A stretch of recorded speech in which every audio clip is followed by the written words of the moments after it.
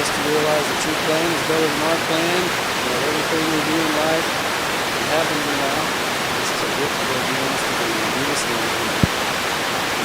So, there's everybody. Good?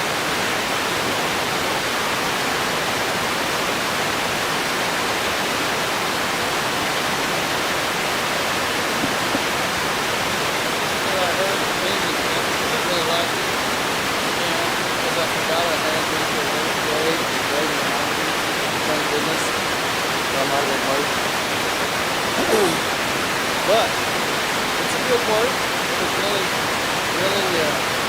eye-opening to be honest. As I thought about it, the way this guy talked about it. But he talked about Joseph. I know most of us are probably familiar with it. I'm going to briefly tell about the story of Joseph because it's pretty long in Genesis. So if you want to read it later, it starts in Genesis around chapter 37, I think.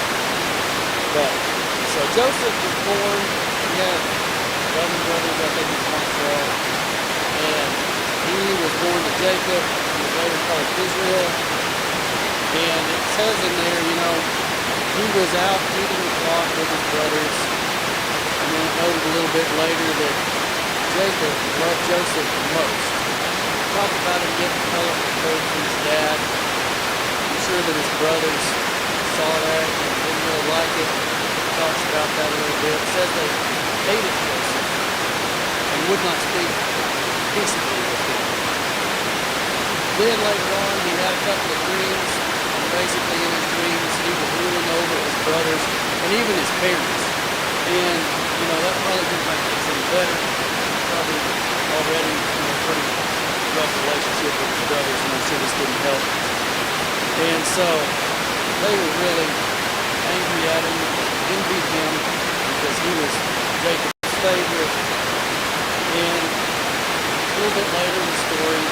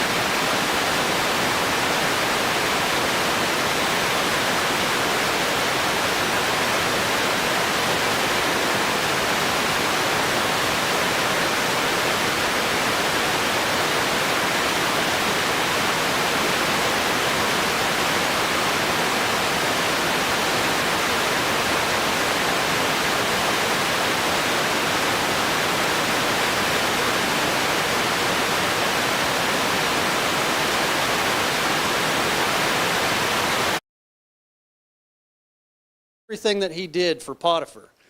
He made a good impression. He had a good reputation with Potiphar. But then he just gets out of the pit. He gets in good with Potiphar, and then Potiphar's wife notices him and tries to make some moves on him. And Joseph wasn't having it and made Potiphar's wife mad because she got rejected. She lied, got him thrown into jail. So now he's in jail. So he had a lot of things going on. He had some rough times in his life. And while he was in jail, there was a baker and a butler that came off of Pharaoh's work staff, and they had a couple of dreams, and basically Joseph told them what their dreams meant. It came true, and so he just basically told these guys when they got out or whatever, make sure you remember me whenever you talk to Pharaoh again. And then Pharaoh had some dreams, and of course they forgot when they got out to tell him about Joseph. Pharaoh had some dreams, and the butler remembered Joseph. It's like, oh man, this guy can tell you what these dreams mean, because Pharaoh couldn't find anybody to tell him what the dreams mean. And so Joseph goes to Pharaoh. Pharaoh's having these dreams. It talks about the 7 years of plenty, followed by 7 years of famine. And Joseph tells him that's what these dreams mean. And Pharaoh's like, okay, I'm really glad you finally told me what happened here, or what's going to happen. And Joseph's like, man, you need to make sure you put somebody wise in charge so that they can gather up stuff during these 7 years of plenty, and then you'll have stuff for your 7 years of famine. And Pharaoh's like, well, you're the wisest guy I know because you could tell me what this dream meant. And so Pharaoh puts him in charge. Joseph does a great job, basically goes through all the 7 years, and whenever it gets to the famine part, Joseph's brothers don't have any food. And so Jacob sends the brothers, and they don't recognize Joseph. There's a bunch of stuff that happens there. But basically, Joseph, in the end, tells the brothers who he is. And we're going to go to Genesis 45:5. And after all of this stuff that's happened to Joseph in his life, he's still staying strong and still remembering God and all that he does. He tells his brothers who he is. His brothers are surprised and shocked, and very scared because they're like, oh no, Joseph's going to kill us because we really did him wrong. And Joseph says, but now do not therefore be grieved or angry with yourselves because you sold me here. For God sent me before you to preserve life. For these 2 years the famine has been in the land, and there are still 5 years in which there will be neither plowing nor harvest. And God has sent me here before you to preserve a posterity for you in the earth, and to save your lives by a great deliverance. So now it was not you who sent me here, but God. And he has made me a father to Pharaoh and lord of all his house, and a ruler throughout all the land of Egypt. So Joseph, even through all of this stuff that's happened to him, he gets thrown in the pit by his brothers, he gets sold by the slavers into Potiphar's house, does good in Potiphar's house, then he gets thrown in jail, then he gets out of jail. Through it all, Joseph had the foresight and the ability to see the big picture. In our lives, we're going to go through things that may not be comfortable, may be difficult, may be very, very difficult. You might think that your life's over, and your life is not over until God says it's over. There's a lot of things that God's going to take you through in this life, and it's to get you to where he needs you to be. And then it talks about, Joseph taking care of his family, his dad dies.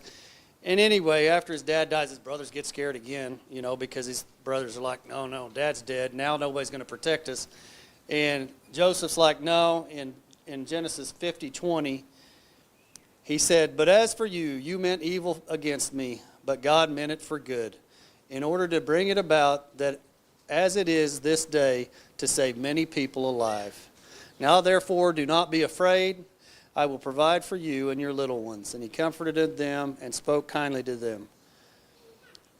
He could have went a couple of different ways, in this story. We can go a couple of different ways in our life. I really enjoyed hearing this speaker at family camp talk about this because it reminded me, that things happen in our lives that we don't like. But what someone might have meant for evil against us, God might have allowed to happen so that he could bring about good in our life or in their life or in somebody else's life that we won't even see.